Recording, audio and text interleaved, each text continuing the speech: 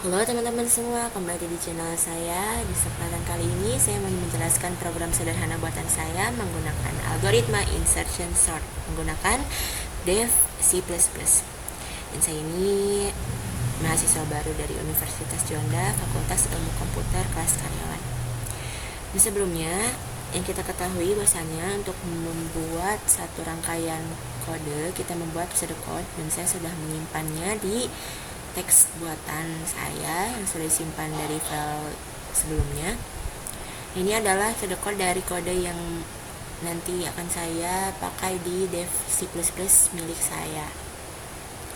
Demikian bentuknya, dan fungsi-fungsi pseudocode ini dijadikan untuk merancang algoritma yang nantinya dipakai di codingan yang kita gunakan begitu. Pseudocode ini hanya sebagai implementasi dan bukan kode asli yang dipakai untuk nanti di bahasa pemrograman.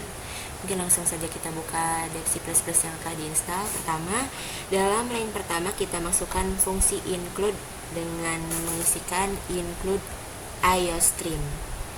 Ini adalah sebuah prosesor pengarah yang nantinya akan mengatakan kepada compiler untuk meletakkan kode dari header file ke dalam program. Di line kedua kita bisa isi using namespace std. Jangan lupa untuk menaruh titik koma. Line ketiga ini kita kosongkan saja, lalu lanjutkan dengan line keempat dengan mengisi integer dengan mendeklarasikan tipe data integer berupa angka dan datanya memiliki 10 karakter. Data ini kita samakan saja 10 karakter juga.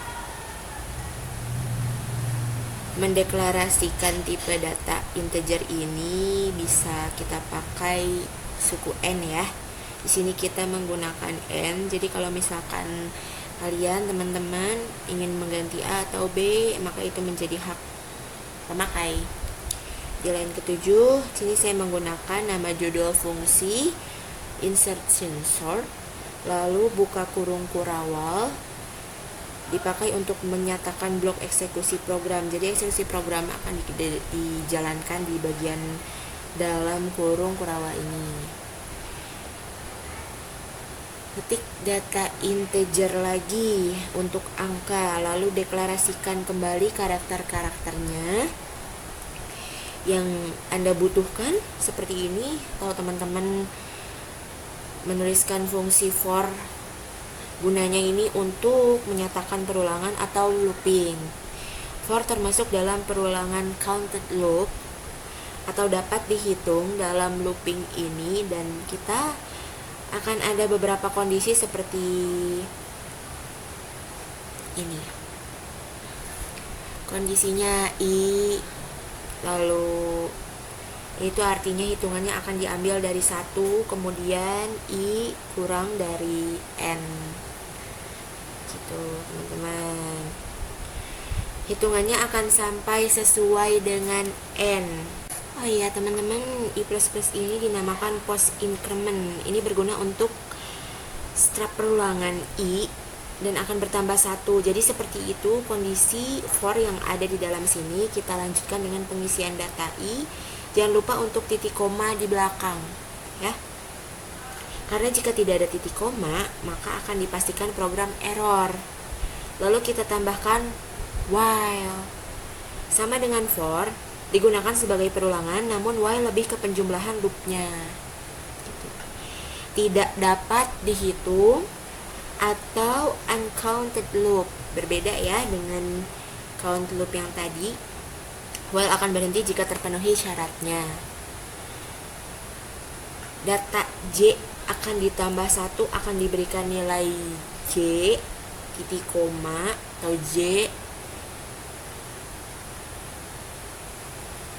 Kita isikan dengan data J seperti ini, dan jangan lupa lagi untuk mengisi titik koma. J min beda dengan I atau post increment. J ini adalah post decrement.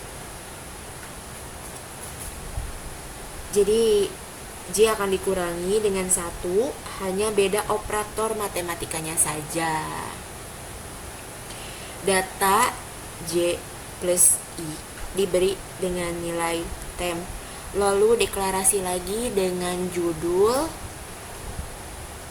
fungsi integer main, dan kita isi setelah kurung kurawal yakni cout, atau kita ketikkan cout gitu ya teman-teman. Cout ini adalah karakter apa yang Anda ingin tampilkan dalam layar teman-teman, menggunakan tanda petik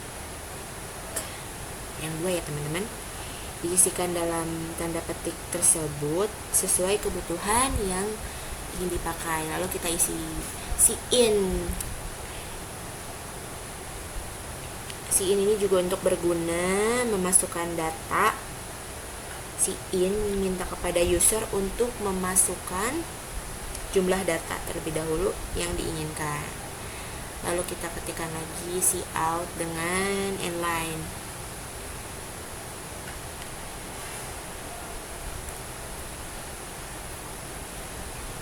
Di for dengan dalam kurung integer ini tuh untuk value kepada n dengan n-line untuk spasi opsi saja. Ini tuh digunakan untuk menunjukkan bahwa i akan bertambah setiap user akan menginputkan jumlah. Memasukkan data ini, jadi sebanyak apapun user akan menginputkan data, i ini akan bertambah dari 1, 2, 3, dan seterusnya. Ketikkan lagi kurung kurawal pada akhir, lalu kita masukkan cout kembali dengan siku 2 dan masukkan data ini tuh sama seperti penjelasan cout yang tadi, memasukkan jumlah data di atas. Jangan lupa untuk memasukkan i kembali.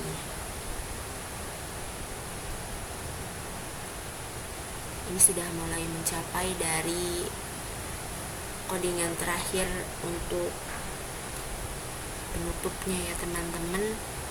Bisa diikutkan instruksi dari sini, dan ada keterlambatan dalam pengetikan karena mungkin saya masih pemula. Bisa dipelajari dari sebelum-sebelumnya bahwasannya C++ ini juga merupakan bahasa pemrograman yang dipakai untuk pemula,